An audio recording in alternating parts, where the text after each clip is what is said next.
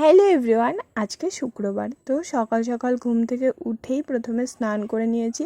দেন 15-16 দিন থেকে তো বৃষ্টি হচ্ছে, জামা কাপড় ধুয়ে দিলেও শুকাচ্ছে না, তবু জামা কাপড়গুলো কেচে দিয়ে তারপর ফ্রেশ হয়ে গেলাম ব্রেকফাস্ট করতে।